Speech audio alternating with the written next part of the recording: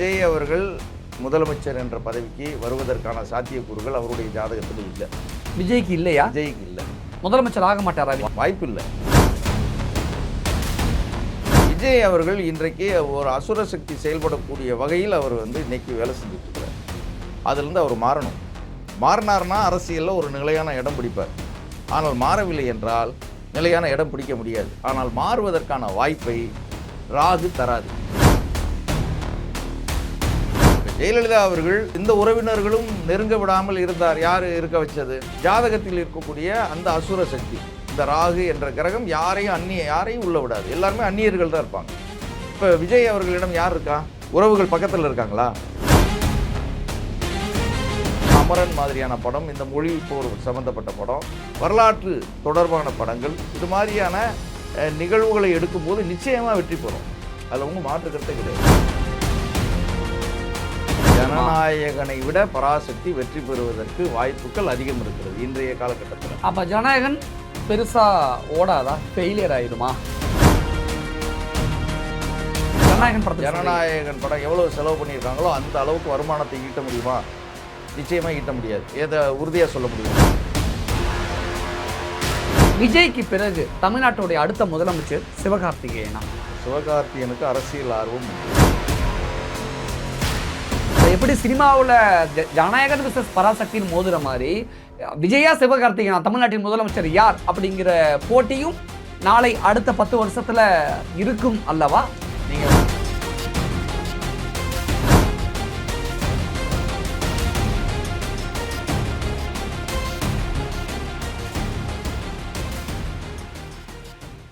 பராசக்தி உங்கள் அபிமான திரையரங்குகளில் காணத் தவறாதீர்கள்.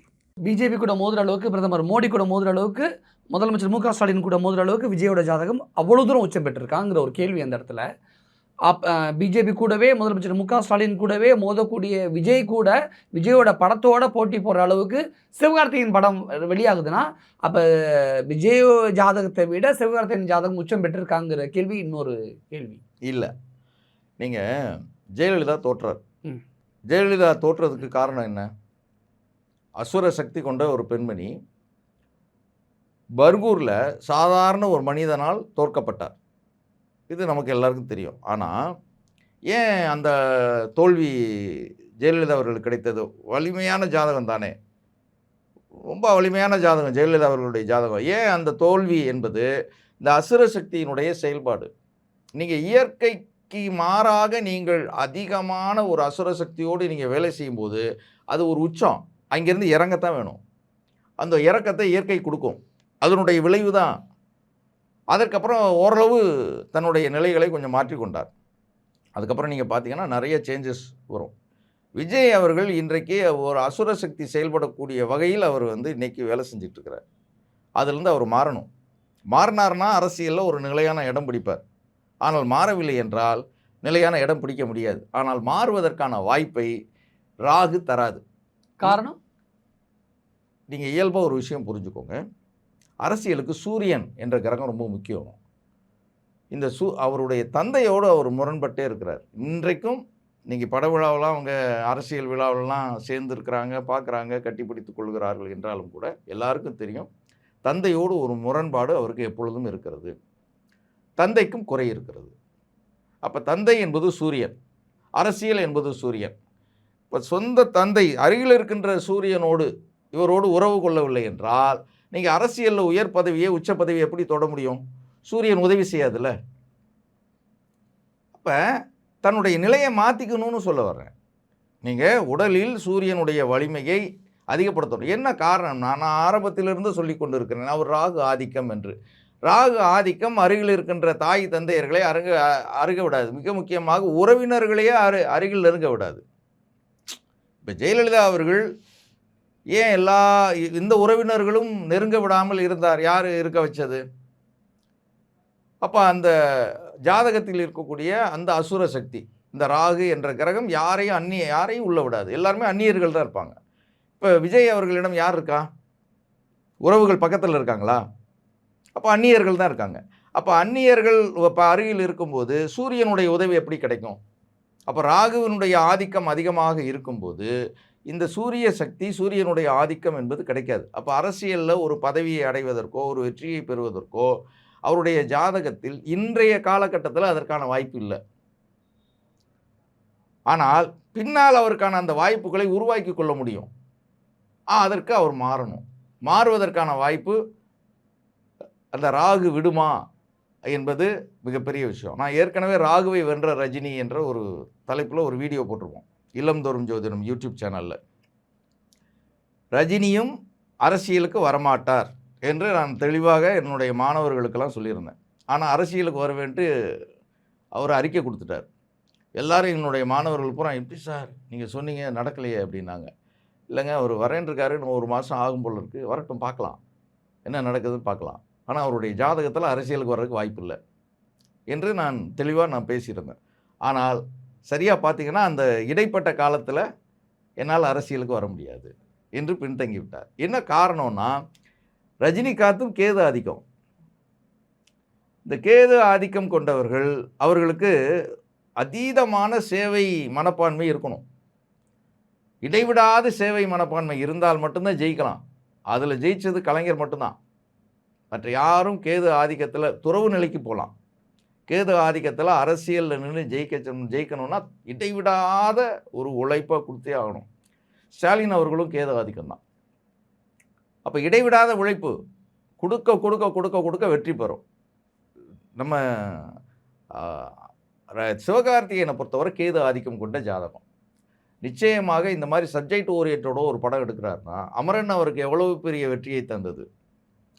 அந்த விளையாட்டை பற்றி ஒரு படம் எடுத்திருப்பார், கிரிக்கெட் விளையாட்டை பற்றி.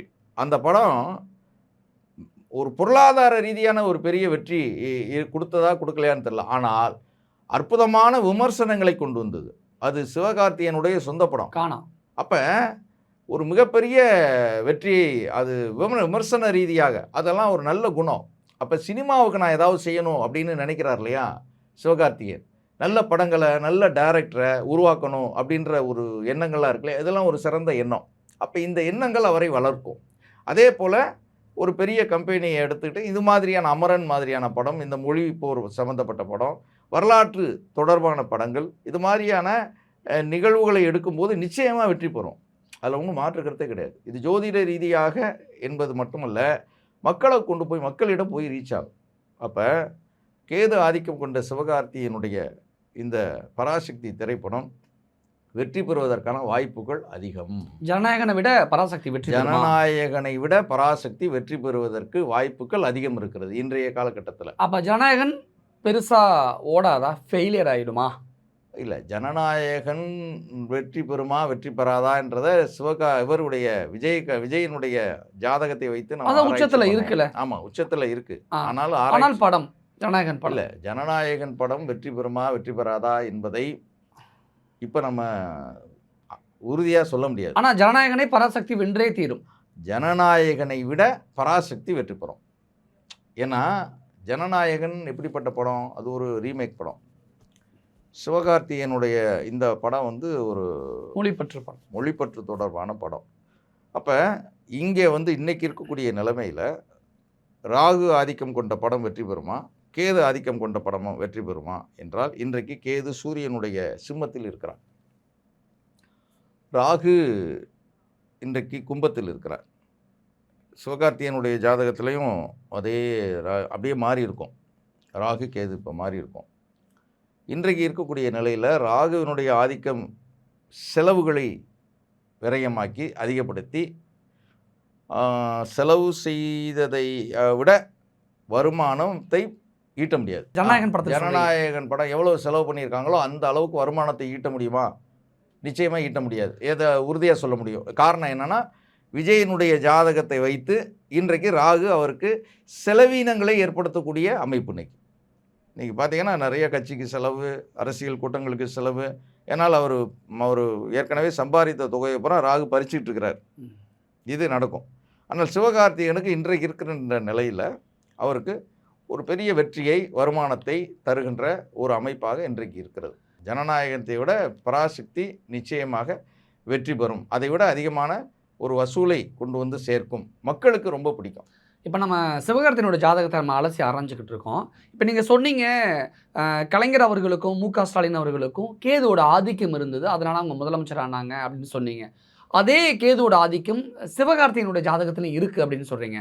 அப்படின்னா விஜய்க்கு பிறகு தமிழ்நாட்டுடைய அடுத்த முதலமைச்சர் சிவகார்த்திகேயனா? முதலமைச்சராவது என்பது ரொம்ப எளிமையாக யார் வேணாலும் வந்துடலாமா என்ற ஒரு கேள்வியை நம்ம இப்போ எடுக்கிற மாதிரி ஆயிடுச்சு. ஒரு ஜேர்னலிஸ்டாக எனக்குள்ள இந்த கேள்வி ரொம்ப நாளாக தோன்றிக்கிட்டே இருக்கு. இல்லை, சிவகார்த்திகேயனுக்கு அரசியல் ஆர்வம் உண்டு. சிவகார்த்திகேயனுக்கு அரசியல் ஆர்வம் உண்டு. உண்டு. ஜாதகத்தில் அந்த கட்டமைப்பு இருக்கு. அரசியல் ஜாதகத்தில் அரசியலுக்கான வருவதற்குமான வாய்ப்புகளும் இருக்கு. அப்ப தமிழ்நாட்டின் எதிர்கால முதலமைச்சர் சிவகார்த்திகேயன். ஏன் இப்படி அரசியலுக்கு இப்போ வைகோ இருக்கிறார். வைகோ அரசியலில் வந்து மிகப்பெரிய ஆர்வம் கொண்டவர், மிகப்பெரிய அரசியல்வாதி அவர், இப்போ மிகப்பெரிய பார்லிமெண்ட்ரி. பட் அவருடைய ஜாதகத்தில் ஏன் அவரால் பெரிய வெற்றியை பெற முடியல? ஸோ அரசியலுக்கு எல்லாரும் வந்துடுவாங்க, ஆனால் பெரிய வெற்றியை பெற வேண்டும் என்றால் அங்கே உழைக்கணும். இல்லை, விஜய் இன்னைக்கு தமிழ் சினிமாவுடைய உச்ச நட்சத்திரம், கிட்டத்தட்ட இந்திய சினிமாவிலேயே நல்ல கலெக்ஷன் ஆகக்கூடிய ஒரு இது. அவர் கூடயே பராசக்தி போட்டு போடுது, விஜய் கூடவே சிவகார்த்திகேயன் போட்டு போறார். அப்படின்னா 2026 முதலமைச்சர் ஆக முடியலாட்டி கூட 2031 விஜய் முதலமைச்சர் ஆயிடுவான்னு சொல்றாங்க.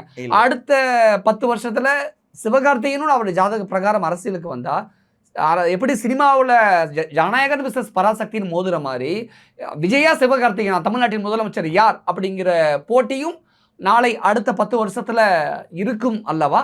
நீங்க உங்க யூடியூப் ட்ரெண்டிக்காக நீங்க இல்ல என்னோட இயல்பான கேள்வியாக தான் அதை நான் கேட்கல. இல்லை, அதாவது இது ஒரு அபத்தமான கேள்வி. என்னன்னா, இன்னைக்கு முதலமைச்சர் போஸ்ட்டை வந்து நம்ம யார் வேணாலும் வரலாம் என்று இன்னைக்கு யூடியூப்லலாம் பேசிகிட்டு இருக்காங்க. அந்த இடத்துக்கு நான் கீழே போக விரும்பலை. விஜய் அவர்கள் அதாவது முதலமைச்சர் என்ற பதவிக்கு வருவதற்கான சாத்தியக்கூறுகள் அவருடைய ஜாதகத்தில் இல்லை. விஜய்க்கு இல்லையா? விஜய்க்கு இல்லை. முதலமைச்சர் ஆக மாட்டாரா விஜய்? வாய்ப்பு இல்லை. அவருக்கு என்ன வாய்ப்பு இருக்குது அப்படின்னா, அவருடைய ஜாதகத்தில் செவ்வாய் போய் கடகத்தில் இருக்கும்.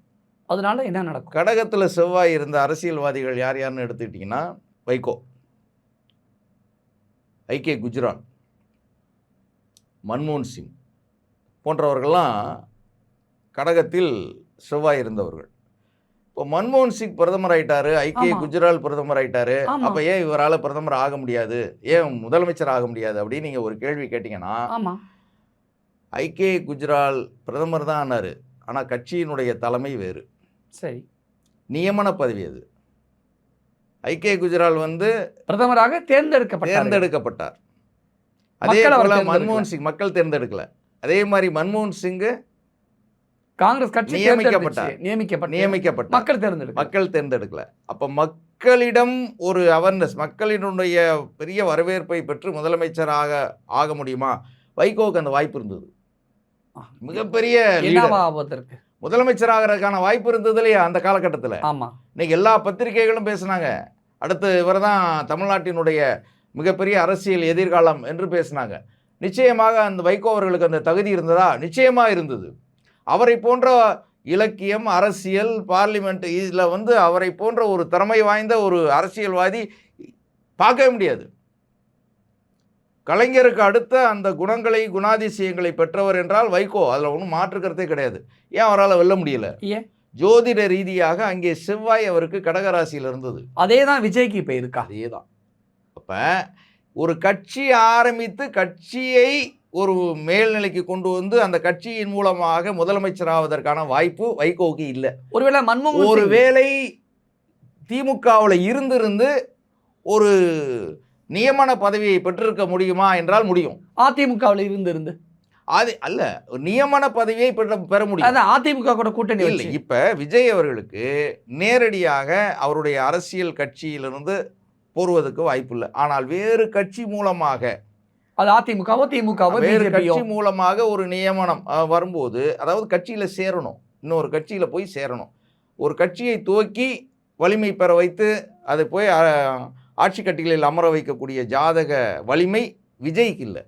இன்னொரு கட்சி கூட கூட்டணி சேரும் பொழுது விஜயால் முதலமைச்சராக முடியும். கூட்டணி சேர்ந்தாலும் ஒரு சுய கட்சியின் மூலமாக மேலே, நீங்கள் அதுக்காக தான் வைகோவை சொன்னேன்னா.